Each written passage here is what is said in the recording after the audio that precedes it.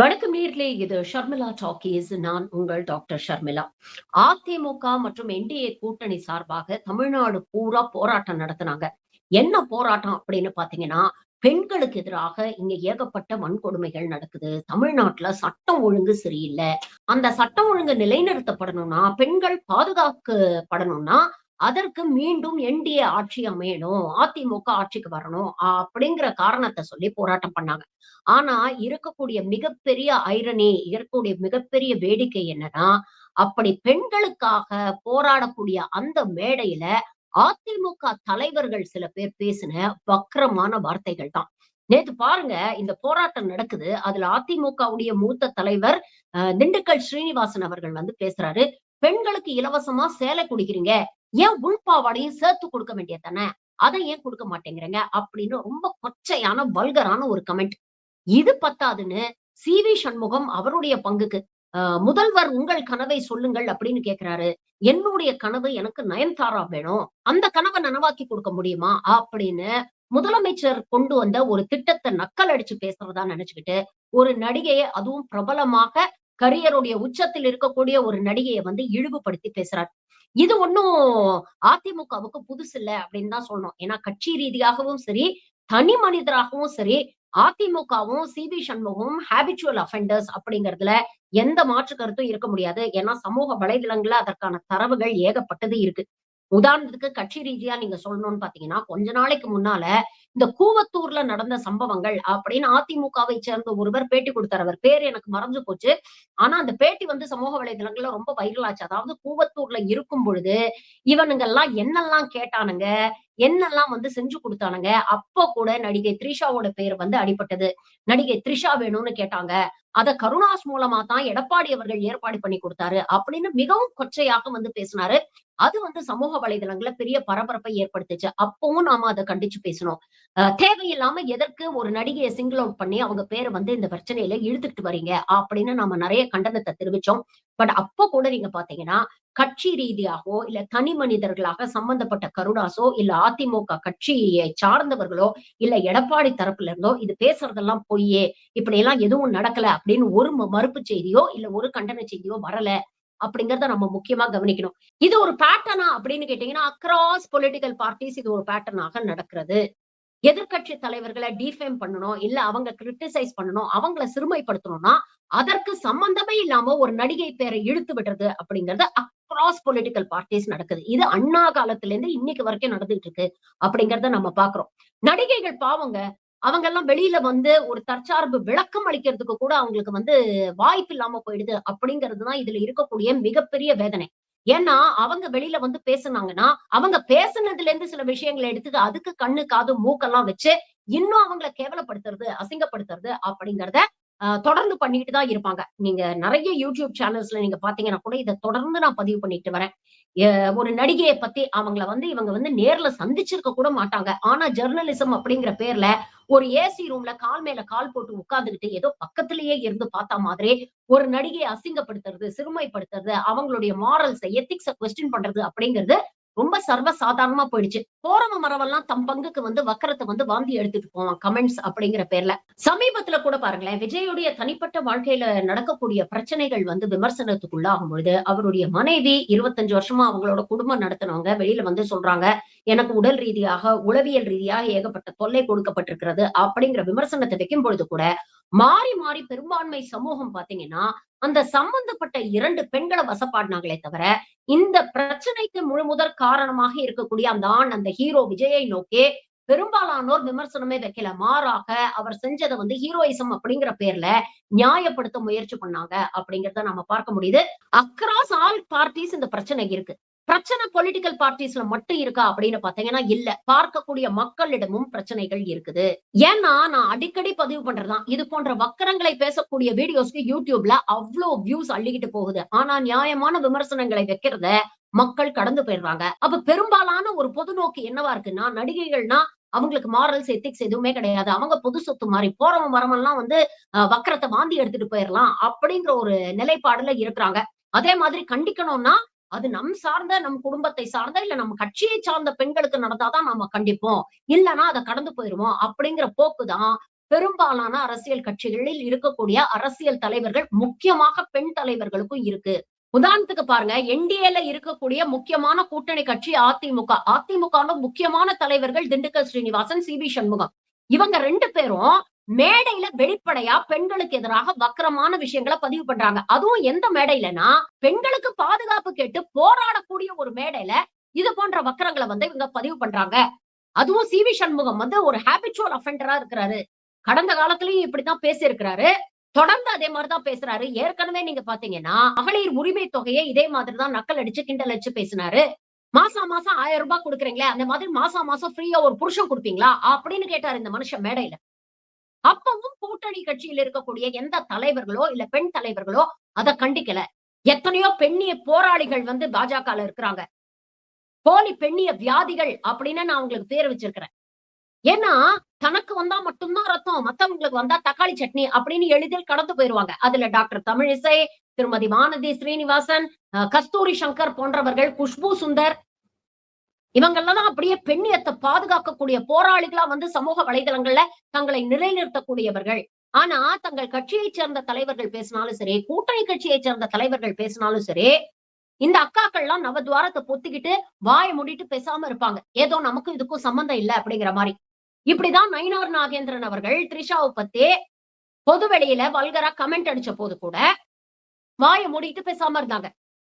இத்தனைக்கும் சம்பந்தப்பட்ட பெண்கள் த்ரிஷாவா இருந்தாலும் சரி, நயன்தாராவா இருந்தாலும் சரி, திரைத்துறையை சார்ந்தவர்கள்.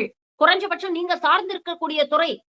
ஆனா அதுக்கு கூட குஷ்பு, கஸ்தூரி போன்றவர்கள் ரியாக்ட் பண்ண மாட்டாங்க. நமக்கு என்ன அப்படின்னு கடந்து போயிருவாங்க. இல்ல உண்மையிலேயே சி.வி. சண்முகம் போன்றவர்களுக்கு ஏன் இந்த தைரியம் வருது? தொடர்ந்து இந்த மாதிரி பெண்களை இழிவாக பேசக்கூடிய தைரியம் எங்க இருந்து வருது? ஒண்ணு நீங்க சமநிலையில இல்லாதவர்களா, நிதானம் இல்லாதவர்களா இருக்கணும். இல்ல தெரிஞ்சே இந்த விஷயத்த பேசுறீங்க. எவன் என்ன பண்ணிட முடியும்? யாரு நம்ம மேல என்ன நடவடிக்கை எடுத்துற முடியும்? நடிகைகள் தானே, பேசாம வாய மூடிட்டு கடந்து போயிருவாங்க அப்படிங்கிற திமிரு தென்னாவட்டுல இப்படி பேசுறீங்க அப்படின்னு தான் நம்ம எடுத்துக்க முடியும். இல்லன்னா யோசிச்சு பாருங்களேன், எதையும் கனெக்ட் பண்றாருன்னு. ஒரு முதலமைச்சர் உங்கள் கனவை சொல்லுங்கள் அப்படின்னு ஒரு திட்டத்தை அறிமுகப்படுத்துறார். அந்த திட்டத்துடைய நோக்கம் என்ன அப்படிங்கறதையும் அந்த திட்டத்தை அறிமுகப்படுத்தும் போது ரொம்ப தெளிவா சொல்றார். மக்களுக்கு நிறைவேறாத கனவுகள் அப்படின்னு இருக்கலாம். அது சொந்த கனவுகளாகவும் இருக்கலாம். இல்ல ஒட்டுமொத்த மாநில நலன் சார்ந்த கனவுகளாகவும் இருக்கலாம். அப்படிப்பட்ட கனவுகளை நீங்க பதிவு பண்ணுங்க. அந்த கனவுகளை நனவாக்க எல்லா முயற்சியும் இந்த அரசாங்கம் எடுக்கும் அப்படிங்கிற ஒரு ரீதியில ரொம்ப வெளிப்படையாக ஒரு திட்டத்தை அறிமுகப்படுத்துறார். ஆனா, நீங்க அந்த திட்டத்தை உங்களுடைய அரசியல் காழ்ப்புணர்ச்சினால எவ்வளவு கேவலமா, எவ்வளவு சிறுமைப்படுத்த முடியுமோ, எவ்வளவு தரம் தாழ்ந்து பேச முடியுமோ, அந்த அளவுக்கு தரம் தாழ்ந்து பேசுறீங்க. அதற்கு ஒரு நடிகையை பயன்படுத்துறீங்க. அதுவும் எப்படிப்பட்ட ஒரு நடிகை? ஏனோ தானோன்னு இருக்கக்கூடிய நடிகை இல்ல. இந்த இண்டஸ்ட்ரியில தன்னுடைய உழைப்பினால இங்க இருக்கக்கூடிய ஆண் நடிகர்களுக்கு இணையாக தன்னை வளர்த்திக் கொண்டு இன்னைக்கு ஒரு லேடி சூப்பர் ஸ்டார் அப்படின்னு இண்டஸ்ட்ரியில கோலோச்சு கொண்டு இருக்கக்கூடிய ஒரு நடிகையோட பேரை சும்மா கேஷுவலா அப்படி யூஸ் பண்ணி எதிர்க்கட்சிகளோட தலைவர்களை டிஃபேம் பண்ண முயற்சி பண்றீங்க, டெஸ்ட்ராய் பண்ண முயற்சி பண்றீங்க. இதுல சம்பந்தப்பட்ட நடிகைகள் வேணா இத கடந்து போயிடலாம். ஆனா ஒரு சொசைட்டியா தொடர்ந்து பெண்களை மேம்படுத்தணும் அப்படின்னு நினைக்கக்கூடியவர்கள் இதை எளிதில் கடந்து செல்ல முடியாது, கூடவும் கூடாது. என்ன நடிகைகள் அப்படின்னா உங்களுக்கு ரொம்ப கிள்ளுக்கிரையா போச்சா? இஷ்டத்துக்கு யார் வேணா எது வேணா பேசிட்டு அப்படியே கடந்து போயிருவீங்க அப்படின்னு நினைச்சிட்டு இருக்கீங்களா? சொசைட்டி இதுக்கெல்லாம் ஸ்ட்ராங்கா ரியாக்ட் பண்ணணும். நாம ரியாக்ட் பண்ணாததுனாலதான் இவங்களுக்கு எல்லாம் பயம் விட்டு போச்சு, துளிர் விட்டு போச்சு. யார் வேணா எதை வேணா பேசலாம் அப்படின்னு நினைச்சு பேசிட்டு போறாங்க. அன்பார்ச்சுனேட்லி அரசியல் கட்சியில இருக்கிறவங்களும் சரி, பொது சமூகத்துல இருக்கிறவங்களும் சரி, தங்கள் வீட்டு பெண்களை பாதிக்காத வரைக்கும் இத ஏனோ தானோ அப்படின்னு கடந்து போயிடுறதுனால தான் இவங்களுக்கு எல்லாம் தைரியம் அதிகமாயிட்டே இருக்கு. இது எந்த கட்சியில நடந்தாலும் சரி, நாம கண்டிக்கிறோம். உதாரணத்துக்கு அமைச்சர் பொன்முடி அவர் பேசுனதை ஏத்துக்கவே முடியாது. அத வன்மையா நாம கண்டிச்சோம். கட்சி ரீதியாக அவர் மீது நடவடிக்கை எடுக்கப்பட்டது. இன்னைக்கு அவர் ஓரங்கட்டப்பட்டிருக்காரு. சிவாஜி கிருஷ்ணமூர்த்தி பேசும்பொழுது பொங்கிய குஷ்புவும் கஸ்தூரியும் இப்ப ஏன் பேச மாட்டேங்கிறாங்க? ஆனா அப்பவும் நாம பேசணும். திமுகவில் இருக்கக்கூடிய கனிமொழி அவர்கள் ஒவ்வொரு முறை யார் பேசினாலும் இத பத்தி தன்னுடைய சமூக வலைதளங்கள கண்டனங்களை தெரிவிக்கிறாங்க. பொன்முடி பேசினப்போ அவங்க பேசுறாங்க. இது தப்புன்னு சொன்னாங்க. சிவாஜி கிருஷ்ணமூர்த்தி பேசினப்போ தவறுன்னு சொன்னாங்க. அதே மாதிரி எதிர்க்கட்சியை சேர்ந்தவர்கள் பேசும்பொழுதும் கண்டிக்கிறாங்க. சி.வி. சண்முகம் பேசணும்னா கண்டிச்சிருக்காங்க. அதிமுகவில் இருக்கக்கூடிய பெண் தலைவர்களுக்கு என்னாச்சு? கூட்டணி கட்சி பாஜகவில் இருக்கக்கூடிய தலைவர்களுக்கு என்னாச்சு? நீங்க தானே பெண்களுடைய காவலர்கள் அப்படின்னு வேஷம் போடுறீங்க. பேட்டி பச்சாவ், பேட்டி படாவ் அப்படின்னு மேடைக்கு மேடை பேசுறீங்க. அக்கா விஜயதரணி எங்க போயிட்டீங்க? ஒவ்வொரு டிபேட்லயும் வந்து பெண்களுக்கு பாதுகாப்பு இல்ல, பெண்களுக்கு பாதுகாப்பு இல்ல அப்படின்னு பேசக்கூடிய நீங்க இத கண்டிச்சிருக்கணுமா வேண்டாமா? அப்போ மேடையில மட்டும் பெண்களுக்கு பாதுகாவலர்கள் அப்படின்னு வேஷம் போட வேண்டியது. ஆனா அதே மேடையில உங்களுடைய டபுள் ஸ்டாண்டர்ட்ஸ நீங்க எக்ஸ்போஸ் பண்ண வேண்டியது. சரி இதெல்லாம் ஒரு பக்கம் இருக்கட்டும். அதிமுகவுடைய தலைவர் எடப்பாடி பழனிசாமி அவர்கள் இத கண்டிச்சிருக்கணுமா வேண்டாமா? ஆனா ஒரு கண்டன அறிக்கை கூட அவர் தரப்புல இருந்து வரலையே. உங்க கட்சியிலயும் பெண்கள் இருக்காங்க தானே சார்? எத்தனை நடிகைகள் உங்க கட்சியில இருக்கிறாங்க. உங்களுக்காக மேடை மேடையா ஏறி பிரச்சாரம் பண்றாங்க. உங்களுக்கு ஓட்டு வேணும்னா மட்டும் இந்த நடிகைகளோட பாப்புலாரிட்டி உங்களுக்கு தேவைப்படுது. அவங்க வந்து பேசினா கூட்டம் சேரும். அந்த கூட்டம் அவங்க சொல்றத கேட்கும். அது மூலமாக நமக்கு ஒரு 4 ஓட்டு வந்துராதா அப்படிங்கிற ஒரு நப்பாசம் உங்களுக்கு இருக்கு. அதுக்கெல்லாம் உங்களுக்கு நடிகைகள் தேவைப்படுது. ஆனா உங்க கட்சியை சேர்ந்த ஒரு மூத்த தலைவர் தொடர்ந்து இந்த மாதிரி பெண்களை இழிவுபடுத்திட்டு இருக்கிறாரு. அத பத்தி ஒரு வார்த்தை கூட நீங்க கண்டிச்சு பேச மாட்டீங்களா? ஒரு அறிக்கை விட மாட்டீங்களா?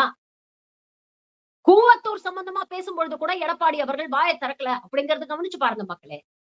அப்ப வெளிப்படையா இவங்க கட்சியை சேர்ந்த ஒருத்தர் வந்து கூவத்தூர்ல இப்படியெல்லாம் டிமாண்ட்ஸ் வச்சாங்க. இந்த நடிகை வேணும், அந்த நடிகை வேணும்லாம் கேட்டாங்க. இதெல்லாம் இவங்க செஞ்சு குடுத்தாங்க அப்படின்னு வெளிப்படையா ஒரு குற்றச்சாட்டு வைக்கிறாரு. அத மறுத்தோ, கண்டிச்சோ கட்சி தரப்புல இருந்து ஒரு செய்தி கூட வரல அப்படின்னா, இவங்க ஆட்சியை தக்க வச்சுக்கிறதுக்கு எவ்வளவு கேவலமான லெவலுக்கு எல்லாம் போயிருப்பாங்க அப்படிங்கறத கொஞ்சம் யோசிச்சு பாருங்க. இப்படிப்பட்ட கூட்டம் தான் பெண்களுடைய பாதுகாப்பை பத்தி நமக்கு கிளாஸ் எடுத்துக்கிட்டு இருக்கு. நியாயமா பார்த்தா நடிகை நயன்தாரா, சி.வி. சண்முகம் மேல மான நஷ்ட வழக்கு போடணும். அவங்க போடுறாங்களோ இல்லையோ, இந்த மாதிரி தொடர்ந்து பெண்களை பொது மேடைகளை இழிவாக பேசக்கூடிய சி.வி. சண்முகம் பொது மன்னிப்பு கேட்கணும். தமிழ்நாட்டுல இருக்கக்கூடிய ஒவ்வொரு பொண்ணுகிட்டயும் மன்னிப்பு கேட்கணும். இனிமேல் இந்த மாதிரி நாங்க செய்ய மாட்டேன் அப்படின்னு மனப்பூர்வமா அவர் மன்னிப்பு கேட்கணும். அப்படி அவர் கேட்கலையா, கட்சி ரீதியாக அவர் மீதும், திண்டுக்கல் சீனிவாசன் மீதும் எடப்பாடி அவர்கள் நடவடிக்கை எடுக்கணும். அப்படி நீங்க எடுக்கலைன்னா, அப்ப உண்மையிலேயே பெண்களுடைய பாதுகாப்பை பத்தி உங்களுக்கு துளி கூட அக்கறை இல்ல அப்படிங்கிறது எங்களுக்கு தெளிவா. இப்படிப்பட்ட கட்சிகள் இன்னைக்கு ஆட்சியில இல்லாத போதே போராட்டம் அப்படிங்கிற பேர்ல அதே பெண்களுக்கு எதிராக இவ்வளவு கொச்சையா பேசுறாங்கன்னா, நாளைக்கு ஆட்சிக்கு வந்தா இவங்க எப்படி எல்லாம் நடந்துப்பாங்க அப்படிங்கறத கொஞ்சம் அசை போட்டு பாருங்க. வாச்சாத்தி, பொள்ளாச்சி, திருநெல்வேலி, காசி இப்படி எத்தனையோ சம்பவங்கள். இவங்க பெண்களை எந்த அளவுக்கு மதிக்கிறாங்க, பெண்களை எந்த அளவுக்கு பாதுகாக்கிறாங்க அப்படிங்கிறதுக்கு உதாரணம். அதுக்கு மேல டீட்டெயிலா அத பத்தி நான் சொல்ல விரும்பல. ஆனா பொது மேடையில கட்சியுடைய முக்கியமான தலைவர்களே இந்த மாதிரி இழிவா பேசும் பொழுது, இவங்க ஆட்சிக்கு வந்தா பெண்களை எவ்வளவு இழிவா நடத்துவாங்க, எவ்வளவு பாதுகாப்பு கொடுப்பாங்க அப்படிங்கறத யோசிச்சு ஓட்டு போடுங்க. ஒரு பக்கம் திமுக மற்றும் கூட்டணி கட்சிகள் பெண்களை எதிர்த்து யாராவது பேசுனாங்கன்னா சொந்த கட்சிக்காரங்களே கண்டனத்தை தெரிவிக்கிறாங்க. அமைச்சராக இருந்தாலும் பொன்முடி மீது நடவடிக்கை எடுக்கப்பட்டது. இன்னொரு பக்கம் மேடை ஏறி எவ்வளவு கொச்சையாக பேசினாலும் அதை கடந்து செல்லக்கூடிய என்டிஏ கூட்டணியில இருக்கக்கூடிய பாஜக, அதிமுக போன்ற கட்சிகள். யாரு வேணும்? நீங்க முடிவு பண்ணுங்க. நன்றி, வணக்கம்.